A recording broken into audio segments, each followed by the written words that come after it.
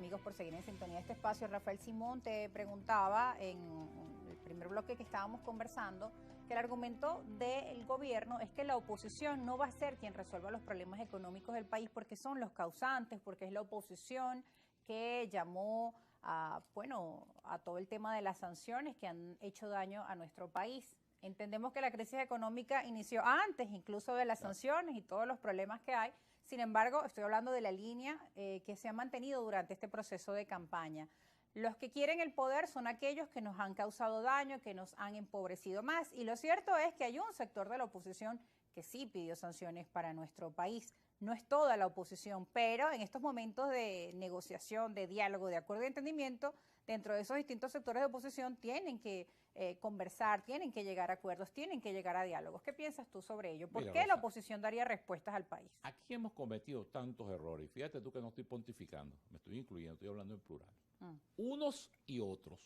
Que por eso yo veo el 2024 como un corte de cuentas, con que podamos entre todos, con las diferencias abismales que tenemos con quienes están en el poder, podamos, por ejemplo, diseñar un plan postelectoral, gane quien gane, que no signifique ni siquiera compartir gobierno, que significa compartir una visión de país para atacar los temas vitales del país, para la reconstrucción de la industria petrolera, incluso para eso, para en conjunto todos dirigirnos públicamente a la administración de los Estados Unidos, a la Unión Europea, solicitándole que remuevan unas sanciones que no producen sino un resultado de tragedia sobre el colectivo y sobre los sectores más débiles, para reconstruir la industria eléctrica, para recomponer el salario, que nosotros podamos hacer un acuerdo, así como se habla de Barbados y de México, que nosotros podamos hacer un acuerdo de Estado, un acuerdo de Estado donde gane quien gane, tenga el compromiso de reconstruir la economía, de reconstruir las instituciones, de reponer el clima democrático, unos puntos básicos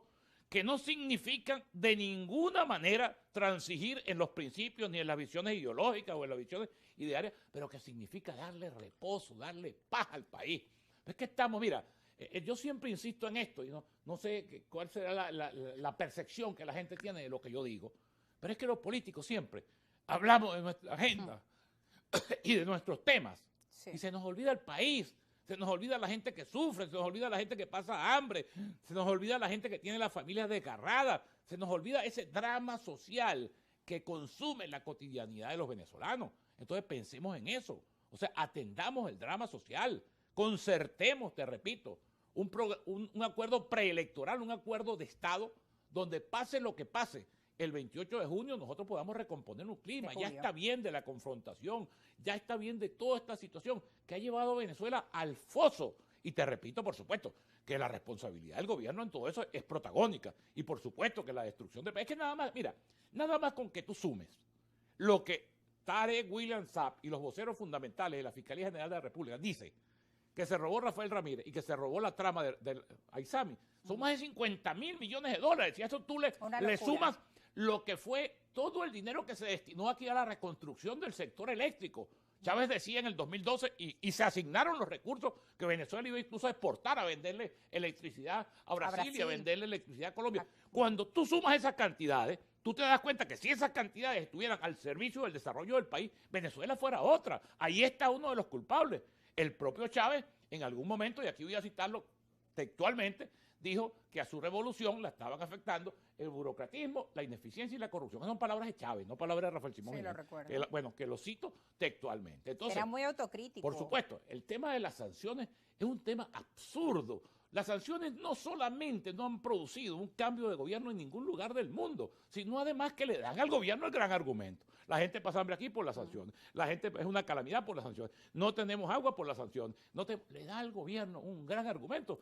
El mismo argumento que le ha dado a Cuba, que ahora por cierto había en revuelta también. Bueno, 60 años, entonces 60 años, un pueblo muriéndose de hambre, 60 años un pueblo padeciendo, y todo el imperialismo norteamericano. Bueno, vale, la gente se cansa, porque la gente cuando tiene hambre, el hambre de aquí.